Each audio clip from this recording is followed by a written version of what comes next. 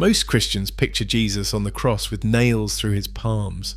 Every painting, every crucifix, every Easter play for the last 2,000 years shows it that way. But medical evidence and historical crucifixion studies tell us the nails most likely went through the wrists, specifically through the carpal bones, because your palms literally cannot support your body weight. The tissue would just rip straight through. It is basic anatomy. The Romans knew what they were doing. They had been crucifying people for a long time, and they figured out what worked. Archaeological evidence backs this up. In 1968, archaeologists found the remains of a crucified man near Jerusalem. The nail was still in the heel bone, showing exactly how they did it. So every artistic depiction you have ever seen is anatomically incorrect. Does this change the meaning of the sacrifice? Absolutely not. But it is wild that we have been visualizing it wrong this whole time. Before his ministry, the Bible calls Jesus a carpenter. Most people imagine him in a small workshop making tables and chairs. But the Greek word used is tekton. It does not mean carpenter like we think of today. It means builder or craftsman, someone who worked with both wood and stone in construction. Think general contractor or construction worker, not furniture maker. Jesus was probably on building sites helping construct houses and structures. In 1st century Galilee, construction was booming under Herod Antipas. Cities like Sepphoris were being rebuilt just a few miles from Nazareth. Jesus and Joseph likely travelled to these sites regularly for work. It was not romantic. It was hard physical labour in the heat, carrying heavy materials, shaping rough stone, sweating in the sun alongside other workers. Jesus was not running a quiet workshop making dining room sets. He was probably dusty and exhausted from hauling materials and building actual buildings. When he talks about building houses on rock versus sand, he's speaking from actual experience. It is just not the gentle woodworker image we have been fed. One painting literally rewrote everyone's understanding of history. Leonardo da Vinci's Last Supper is so iconic that it has shaped how almost everyone pictures that night. He painted a long table with everyone sitting on one side facing out, modern chairs and a formal setup. Here's the reality.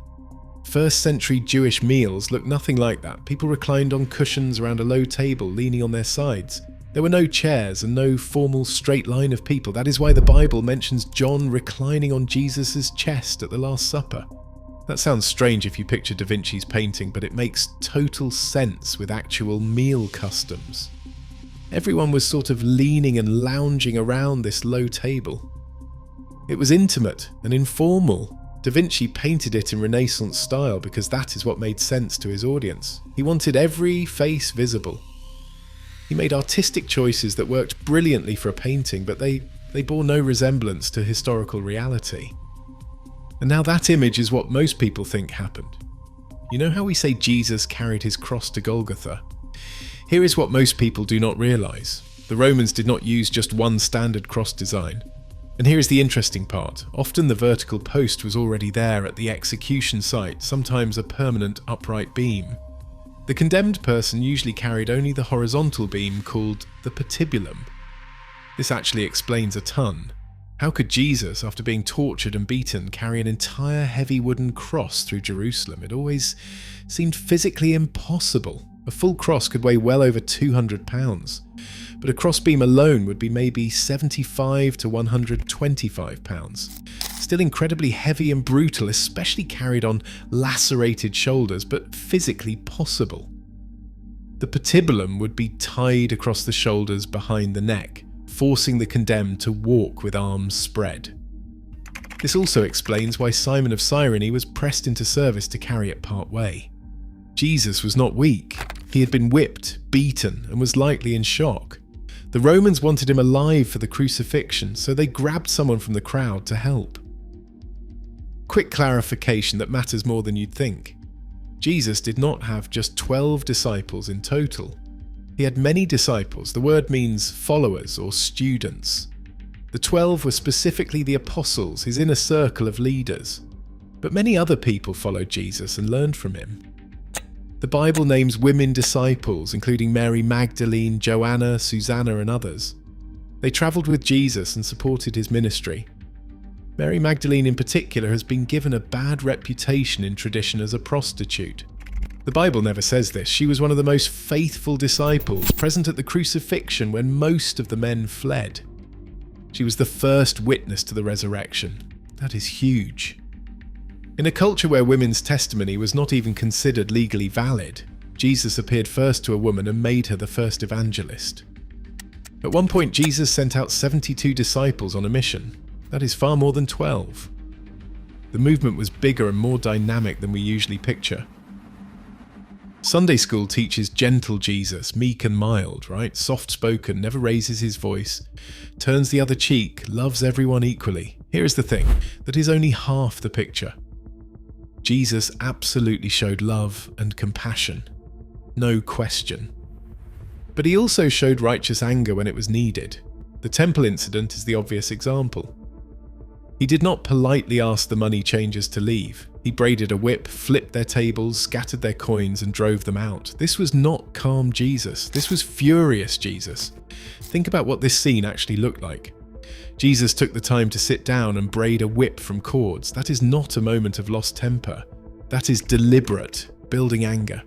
He called the religious leaders snakes and vipers to their faces. He called them whitewashed tombs. That is harsh. In Matthew's Gospel, he delivers an entire chapter of woes against the Pharisees. This image of Jesus as always gentle and soft is incomplete. Jesus knew when to be tender and when to be confrontational, when to comfort and when to challenge. Nobody knows when Jesus was actually born. December the 25th was chosen by the church centuries later for symbolic and calendar reasons. It had nothing to do with historical evidence. Here is what makes it even wilder. Jesus was probably born before year 0, that is, in the years labelled BC. How is that possible? A calendar miscalculation. The monk who created our calendar system was working in the 6th century, trying to calculate backward to Jesus' birth. He did not have great records and made several errors. Most scholars think Jesus was born somewhere between 6 BC and 4 BC. So Christ was born before Christ. Let that sink in for a second. The first recorded celebration of Christmas on December the 25th was in Rome in 336 AD, 3 centuries after Jesus died. Before that, Christians did not celebrate his birth at all. They focused on Easter and his resurrection. As a 1st century Galilean Jew, Jesus almost certainly had olive skin, dark brown or black hair, and Middle Eastern facial features. This should not be controversial, but somehow it is. Renaissance artists painted Jesus looking European because that was what they knew. Blonde hair, blue eyes, pale skin. That image spread everywhere through colonialism and missions. Historically, he was Middle Eastern. When you see forensic reconstructions based on 1st century Jewish skulls from the region, they look nothing like traditional Jesus paintings. He probably had short hair too, not the long, flowing locks in every painting. Jewish men in that era typically kept their hair relatively short. This matters more than just getting the details right. The white European Jesus image has been used to justify a lot of harm. It made Christianity seem like a white, Western religion when it started in the Middle East. Here is something that might blow your mind. The Bible never says there were 3 wise men, not once. Matthew's Gospel mentions magi from the east but does not give a number. We assume in 3 because the text mentions 3 gifts, but there could have been 2 magi or 5 or a dozen. The tradition of 3 wise men with the names Caspar, Melchior and Balthazar developed centuries later. Those names do not appear anywhere in scripture. Also, these were not kings, they were magi, probably astronomers or astrologers from Persia or Arabia. And those gifts were not random. Gold represented kingship, frankincense represented divinity and priesthood, myrrh represented death and suffering. The other detail everyone gets wrong is the timing. By the time the Magi arrived, Jesus was probably a toddler, maybe up to 2 years old. Matthew says they came to a house, not a stable. So the wise men were not at the birth.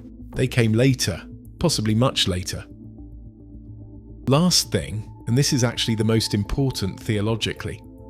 Some Christians behave as if Jesus did not really have emotions, or as if his emotions were not fully human. The Bible contradicts that. Jesus wept at Lazarus' death. In Gethsemane, he felt such anguish that he sweat drops of blood, a real medical condition called hematohydrosis that can happen under extreme stress. He felt fear, he felt dread, he got angry at hypocrisy, he felt love for his friends and compassion for the crowds. If he was not fully human, experiencing real human emotions and struggles, then his sacrifice does not mean the same thing. The whole point is that he was tempted in every way we are, suffered what we suffer, felt what we feel, and still remained sinless. Understanding who Jesus really was, fully human and fully divine, makes the story even more powerful. He did not float through life above human experience. He dove into it completely.